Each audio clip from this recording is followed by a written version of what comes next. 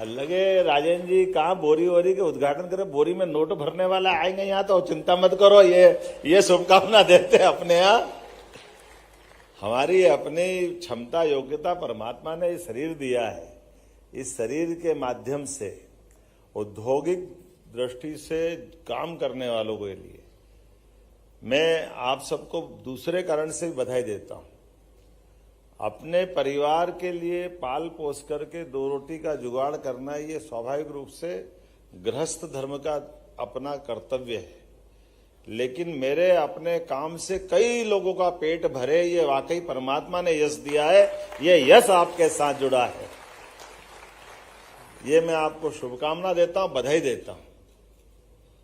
लोगों के जीवन में दो रोटी की व्यवस्था कर देना, उनके अपने जीवन में उनके कष्ट में खड़े रहना, ये हमारी और आज के दौर में तो यशस्वी प्रधानमंत्री के लिए जोरदार अभिनंदन करो, श्रीमान नरेंद्र मोदी जी के लिए। एक व्यक्ति कितने मोर्चे पे काम करता है, कितने प्रकार से काम करते हैं, मैं उनका वंदन करता हूं, अभिनंदन करता हूं। ये हमारी डबल इंजन सरकार का परिणाम है। ये जो जितनी हम सब बातें कर पा रहे हैं, ये उनकी अम्ब्रेला के माध्यम से विभिन्न प्रकार के कामों को प्रोत्साहन देने के परिणाम है। मैं अभी विस्तार से बात करूंगा। हमारे एमएसएमई मंत्री, हमने अपने मंत्रिमंडल के साथियों के मंत्रिमंडल का विभाग का बंटवारा भी तय किया।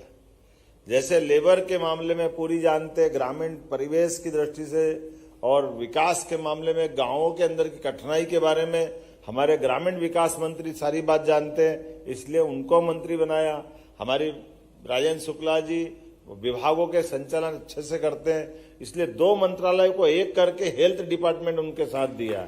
हमारे चेतन कश्यप जी खुद बहुत बड़ी इंडस्ट्री के मालिक हैं, इनको कहा और कितनी अच्छी से उन्होंने बात कही कि बड़ी इंडस्ट्री में बड़ा अमाउंट लगता है लेकिन रोजगार कम लोगों को मिलता है।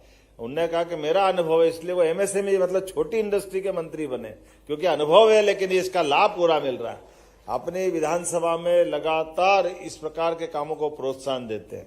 मेरे साथ मंत्री श्रीमती प्रतिमा बागरी जी, जोरदार अभिनंदन करो आपकी अपनी बेटी का। एक और मंत्री राधा सिंह जी, उनका भी अभिनंदन है। इस अवसर पर हमारे वरिष्ठ नेता क्षेत्र के सांसद गणेश सिंह जी, आपका अभिनंदन है। ताली वाली में कंजूसी मत करो। राजेश मिश्रा जी आपके साथ है। हमारे इस मीटिंग में हमारे सीएस अनुराग जैन जी, जिनको बहुत अच्छा अनुभव है, वो भी यहाँ मौजूद है। हमारे सारे वरिष्ठ अधिकारी मौजूद हैं। हमारे बीच में से आचार्य बालकृष्ण अभी गए, लेकिन उनने अपने स्वदेशी का जो आंदोलन चलाया है, हमारे दो भाइयों की जोड़ी अलग अलग प्रकार से प्रसिद्ध है, लेकिन रामकृष्ण पतंजलि आश्रम के माध्यम से बालकृष्ण जी, जनार्दन मिश्रा जी के लिए जोरदार। कहाँ जनार्दन जी? वो, अरे वाह, मैं भूल गया मिश्रा जी, आपका मालूम पड़ा आप कब खड़े हो जाते हैं, वहां शुरू कर देते हैं। अभी हमारे भाई है जोरदार, फक्कड़ मुरादाबादी, बहुत अच्छा, आपका भी अभिनंदन है। बहुत अच्छे जनता से जुड़े हुए, जनता के मामलों को लेके चलने वाले यहाँ हमारे सभी माननीय विधायकगण, एक बार जोरदार ताली कर बजाओ। पूरे विंध्य के सभी माननीय जनप्रतिनिधिगण यहाँ से लेके वहां तक सारे बैठे हैं। मैं आप सबके लिए भी स्वागत करता हूँ, अभिनंदन करता हूँ। यहाँ हमारे बीच में डालमिया ग्रुप के सीएमडी श्री पुनीत डालमिया जी, आपका वंदन करता हूँ, अभिनंदन करता हूँ। बहुत अच्छे से आपने बात की। श्री भीम सिंह जी कचोड़ जी, HK त्रिपाठी जी, जो रिलायंस बायो से है, अडानी ग्रुप के, रिलायंस भी है, अडानी भी है, पतंजलि भी है, डालमिया भी है, सिद्धार्थ इन्फोट्रेक भी है, डायरेक्टर NCL भी है, CMD रामा ग्रुप भी, कौन छोड़ा अपन ने मंच पर भी और नीचे भी, सभी प्रकार के कामों के लिए।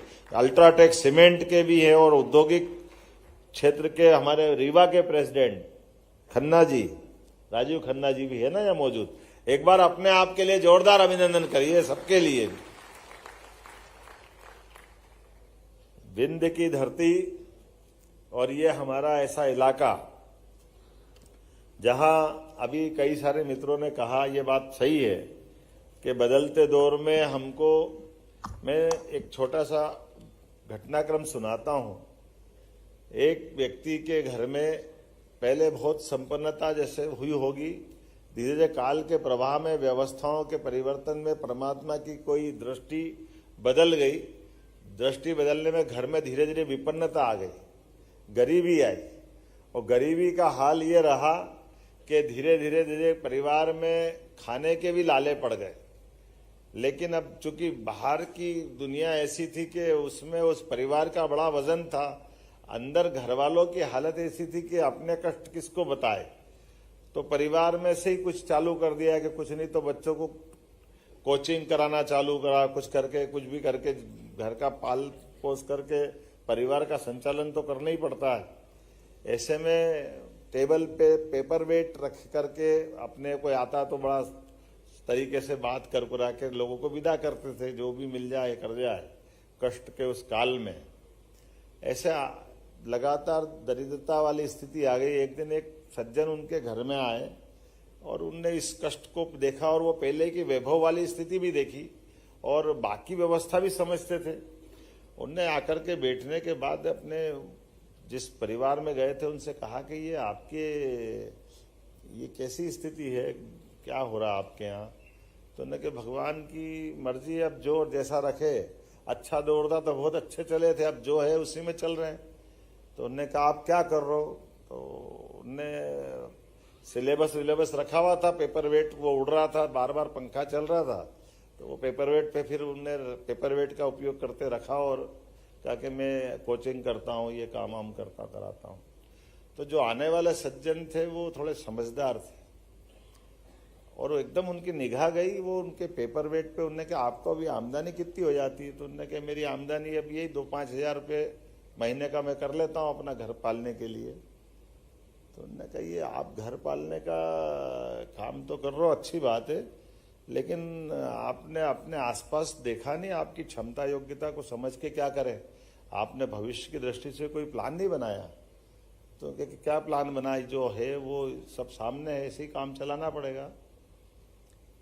तो उनने वो पेपर वेट उठाए उनके दोनों, और संयोग ऐसा था, और ये यथार्थ में सही किस्सा भी है, उस पेपर वेट को हाथ लगा के धीरे धीरे उस पर मेल चढ़ गया था, तेल लग गया, मिट्टी लग गई, धूल लग गई। तो लेकिन असली में वो पेपर वेट नहीं थे, वो एक पन्ना था और एक हीरा था, और उनकी कीमत करीब 200 करोड़ के आइटम मिले उनके हाथ में टेबल पर।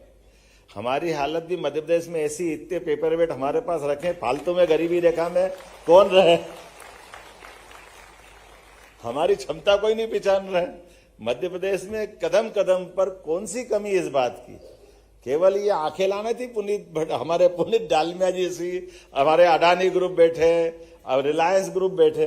आप बताओ, कचरे से भी कमाई करके, ये हमारे बीच में रिलायंस वाले कह रहे हैं कि ये जो पराली जलाते हैं, घर में जो भूसा निकलता है, ये नगर पालिका में जो कचरा निकलता है, उससे भी कमाई होती, उससे भी बिजली बनती, उससे भी खाद बनता है।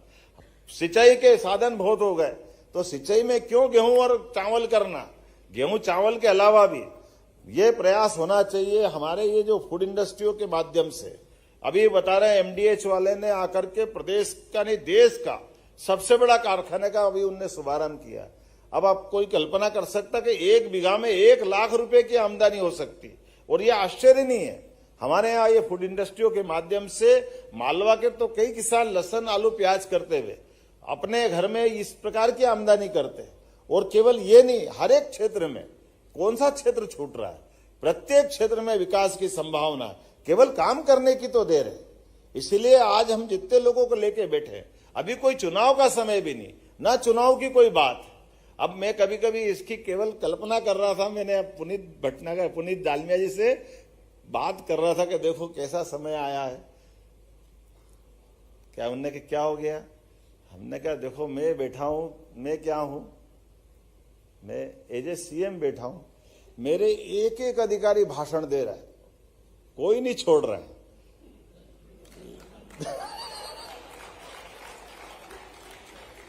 CS से लेके PS तक, और क्या दिल भर भर के बोल रहा, मेरे को भी मजा आ रहा ये अपने आप में। उसके बाद मेरे सारे मंत्री बोल रहे हैं, और मंत्री बोले तो बोले, पहले मंत्री के पहले उद्योगपति भी बोल रहे। कोई यहां से बोल रहा है, जिसको जगह मिल रही है वहां से बोल रहा है, कोई हाल में से बोल रहा है, तो कोई वर्चुअल रूप से जहां से मर्जी आके जोड़ के बोल रहा है। लेकिन बोलने और करने के क्रम में मैंने उनको बताया कि ये क्या हो रहा है, आप देखो। तो उन्होंने कहा क्या हो रहा है? हमने कहा ये वो हो रहा है, कभी किसी पौधे को, बीज से पौधे निकलने की कल्पना करना, बीज से पौधा निकलता अंकुरित होके उसके पहले क्या करना पड़ता है, वो पौधे को बनने के पहले बीज को इस सारी चीजों में अपने आप को गाड़ना पड़ता है, मिट्टी में दबाना पड़ता है, धूप धूल सबसे हटाना पड़ता है, उसको अपना अस्तित्व मिटाना पड़ता है, अपने आप को सड़ाना गलाना पड़ता है, फिर अंकुरण होता है। अगर हमको कुछ अच्छा करना है, बड़ा करना है, तो ये अहंकार निकालना पड़ेगा कि कोई सीएम हो गया, कोई मंत्री हो गया। अरे हम सब एक परिवार है, हम सब एक ताकत बन के लगेंगे तो ये सारी बातें होगी, तो ये स्थिति बनेगी। इन अहंकार से कोई फर्क नहीं पड़ने वाला है। ये बोले वो बोले, ये बोल दिया वो बोल दिया, अच्छा हो गया बुरा हो गया। अरे इतना अच्छा दृश्य में देख रहा हूं, वाकई डालमिया ने मेरे का इशारा करा, हम तो अपने हिंदी भाषी प्रदेश में ध्यान नहीं देते हैं कि हमारे सारे पीएस हिंदी में इतना अच्छा भाषण दे रहे हैं कि एक से बढ़कर एक उनके बोलने की प्रतियोगिता कराओ तो हमको पुरस्कार देना पड़ जाए। ये इतना अच्छा लग रहा है, उनका जोश बता रहा है। नहीं तो आमतौर पर क्या होता है, पीएस बोले, सीएस बोले तो लिखा हुआ कागज लाएंगे और 99% तो अंग्रेजी में ही बोलेंगे, हिंदी में तो बोलेंगे ही नहीं। पूरे देश के अनुभव हम सबको है, क्योंकि आमतौर पर उनका अपना काम केवल फाइल पढ़ना और छोड़ देना। लेकिन ये हमारा जो क्रम चालू हुआ, सच्चे अर्थों में तो ये यज्ञ चल रहा है। हर महीने के अंदर ये अपनी इंडस्ट्री कॉन्क्लेव नहीं है, हर एक कोई अपनी आहुति देने को तैयार है, हर एक कोई अपना बेस्ट से बेस्ट करने को तैयार है। ताली बजाओ तो दिल खोल के बजाओ, इतनी अच्छी बात पे भी नहीं बजाओगे तो कहां बजाओगे यार। कि हमारे में से हर विभाग का अपना बेहतर से बेहतर करने के लिए वो सामने खड़े हैं। और मजे की बात ये भी है, ये जाने अनजाने एक ताना बाना भी ऐसा ही बुना है कि यहाँ एमओयू भी हो रहा है, यहाँ घोषणा भी हो रही, और यहां से बात शुरू हो रही कि पिछली बार जो करा वो भी दिखाओ आंखों के सामने कि हाँ भूमि पूजन हो रहा कि नहीं हो रहा, वो जो कर रहा उसका नाम क्या है, वो कौन सी इंडस्ट्री है, उसकी भी खोल के बात करो, कितना अमाउंट ला रहा है। ये सारी बातें ओपन ट्रांसपेरेंट है, यही तो पारदर्शिता है, यही तो नरेंद्र मोदी जी का समय। जोरदार अभिनंदन करो। ये तकनीक का लाभ भी है और उत्साह उमंग भी है एक दूसरे को आगे बढ़ाने के लिए। ये लगातार वातावरण बन रहा है कि हमारे अपने प्रदेश के लोग भी आगे बढ़े, प्रदेश के अलावा जो ऑलरेडी उद्योग का काम कर रहे हैं वो अपना काम भी अच्छे से करे। और जब ये वातावरण बनता है, जिला प्रशासन का भी ध्यान जाता है, जिला कलेक्टर भी ध्यान देते कि हमारी सरकार का मूड क्या है। आमतौर पर जितना प्रशासन होता है वो धारा के साथ बहता है, धारा किधर जा रही, और लगातार इस प्रकार की व्यवस्थाओं में एक बार नहीं, दो बार नहीं, पूरे साल ध्यान जाता है, तो अपने आप ही चमत्कार होता है। और ये चमत्कार नहीं है, सच्चे अर्थों में हमारी क्षमता योग्यता के साथ हम ये सारे काम करते जाएंगे तो आज वाकई बदलाव का दौर आएगा। अब मेरा अपना भाषण तो पूरा हो गया, कुछ घोषणा करना बाकी है। लंबा कुछ नहीं बोलूंगा, जहां मुझे लगा कि अपने में से सारी बातें आ गई, लेकिन अभी जो बाकी है मुझे ध्यान में आ रहा है कि यहाँ मैं जब एयरपोर्ट का शुभारंभ करने आया था, जोरदार अभिनंदन करो, तब हमने कहा था कि हमारे कंटेनर की दृष्टि से यहाँ कंटेनर डिपो बनाएंगे। लेकिन आपका आनंद, ये पूरा उत्साह देखकर लगा एक नहीं दो बनाना चाहिए, ये ध्यान में आया है। तो एक तो सिंगरौली में और एक कटनी में आईएसडी का हमारा निर्माण करना रहेगा। और हमने निर्णय लिया है कि रीवा संभाग में उद्योगों को बढ़ावा देने के लिए और यहाँ से एक्सपोर्ट सुविधा के उद्देश्य के लिए एक नहीं दो जगह इनलैंड कंटेनर डिपो आईएसडी का निर्माण किया जाएगा। और यही नहीं, आईसीडी के मल्टी मॉडल लॉजिस्टिक पार्क का भी यहां निर्माण किया जाएगा। रीवा संभाग के सिंगरौली, कहां सिंगरौली वाले विधायक, जरा ताली वाली बजाओ, आपके लिए भी घोषणा कर रहा हूं। सिंगरौली सीधी वाला भी मत चुप रहना, तुम्हारे लिए भी दे रहा हूं, सीधी वाले के लिए भी। कोई बात नहीं, सीधी वाले सांसद जी भी हो, आप ही हो यार, जरा ताली वाली बजवा दो, सबके लिए। मऊगंज, कहां है प्रदीप पटेल, देखना दादा, जोरदार तालियां बजा प्रदीप पटेल जी के लिए भी। मेहर का हमारे गणेश सिंह जी, आपका भी क्षेत्र है ना, जोरदार तालियां मेहर के विधायक जी और सांसद जी के लिए भी। एमएसएमई विभाग में के औद्योगिक क्षेत्र में नहीं है, हम यह सभी दूर एमएसएमई का नया इंडस्ट्रियल एरिया डेवलप करेंगे। यह आपको लिए सौगात मिल रही, जोरदार अभिनंदन करो अपने पूरे क्षेत्र के लिए। और जिला रीवा और सतना में स्थापित औद्योगिक क्षेत्र के अलावा नवीन इंडस्ट्रियल एरिया भी हम डेवलप करेंगे। और खास बात कि औद्योगिक क्षेत्र उद्योग दीप बेडन में जल आपूर्ति के लिए 84 लाख की नई योजना का भी क्रियान्वयन किया जाएगा। ये मैं यहाँ अनाउंस कर रहा हूँ। बहुत सारे प्रकार के, वैसे तो अभी यहाँ हमने टूरिज्म का, इंडस्ट्री का, माइनिंग का, एमएसएमई का, हेवी इंडस्ट्री का, बहुत सारे अलग अलग चीज कर दी, लेकिन इसके बावजूद भी बहुत विभाग रह गए। जैसे हमारा अपना सरकार का निर्णय है कि हम टूरिज्म में हेल्थ टूरिज्म भी डेवलप करेंगे। ये अपने आप में नवीन प्रयोग रहेगा। हमारे यहाँ के चिकित्सक, हमारे यहाँ के हॉस्पिटल, हमारा ये सब सेक्टर में समान रूप से विकास की संभावना है। तो आज अपने यहाँ इलाज कराने के लिए बाहर के लोग क्यों नहीं आना चाहिए? और जब बाहर के लोग आएंगे यहाँ रोजगार भी मिलेगा। कैसे भी करके अपने यहाँ लगातार रोजगार मिलना चाहिए। एजुकेशन का भी इसी प्रकार से बहुत बड़ा सेक्टर है। हमारे यहाँ अपनी भारत की नहीं, विश्व के अच्छे विश्वविद्यालय में से एक स्थापित हो, लगातार प्रयास कर रहे हैं, एक एक करके बहुत सारे सेक्टर में काम कर रहे हैं। इसी प्रकार से संजय धुबरी नेशनल पार्क के आसपास अंतर्राष्ट्रीय स्तर की पर्यटन की व्यवस्था भी विकसित की जाएगी। अपने यहाँ पे संजय धुबरी किधर आता है? ये संजय धुबरी आप किधर आता? तो ताली वाली में कंजूसी क्यों हो रही भाई? बहुत जोरदार अभिनंदन आप। इसी प्रकार से विंध्य के निजी निवेश में बेहतर होटल, रिसोर्ट्स, पर्यटन परियोजनाओं के लिए पर्यटन निवेश में और अलग से भी प्रावधान करेंगे। और आपकी जानकारी के लिए ये जो हमारी कई सारी तो पॉलिसियां बनी हुई है, इन पॉलिसियों के माध्यम से हमारे निवेशक, हमारे अधिकारियों के माध्यम से लाभ उठा सकते हैं। लेकिन इसके अलावा भी इसमें हमारा आना, मतलब मैं एजे अपने अहंकार से नहीं बोल रहा हूं, मैं सरलता से बोल रहा हूं कि जब बड़ा इंडस्ट्री का कोई बड़ा प्रोजेक्ट आता है तो आमतौर पे निवेशकों की वो जो पॉलिसियों से बात करने में वो छोटा पड़ जाता है। इसलिए उसके आधार पर कोई अलग से कोई लाभ की बात करते तो उसके दृष्टि से भी अगर आप कोई बड़ा इंडस्ट्री का बड़ा प्लान भी लाएंगे तो सरकार बनी बनाई पॉलिसियों की सीमा तोड़कर भी हमारी कैबिनेट के माध्यम से उसको भी लाभ देने के लिए तैयार है। इसमें भी कोई कंजूसी नहीं। इसके पीछे भाव ये है कि हाँ, हमारे यहाँ हम औद्योगिक निवेश को बढ़ाना चाहते हैं। हमारे प्रदेश की जीवन स्तर को आगे बढ़ाने के लिए हमारा अपने राज्य जीएसटी का जो कर संग्रहण है उसको आगे बढ़ाने के लिए, और प्रदेश को देश की बेहतरी के साथ देश की जब तीसरे नंबर की अर्थव्यवस्था का संकल्प है तो मध्य प्रदेश यशस्वी प्रधानमंत्री की उस भावना को समझते हुए लगातार अपनी वित्तीय व्यवस्था में मजबूत से मजबूत बनने के लिए लगातार इस प्रकार के आयोजन करता रहेगा। मेरी अपनी ओर से अभी तो बोलने के लिए इतना सारा है, मेरे समझ में नहीं आ रहा क्या छोड़ूं क्या जोड़ूं। आप बताइए, इंडस्ट्री के साथ साथ जीवन के आपके लिए भी सूर्य किरण, कुसुम, ये जो अपने यहाँ से एनर्जी सेक्टर के हमारे एसीएस ने बोला है और उनने जो बात कही है कि आप अपने घर की छत पे भी अगर आप लगाओगे तो भी आपका स्वागत है।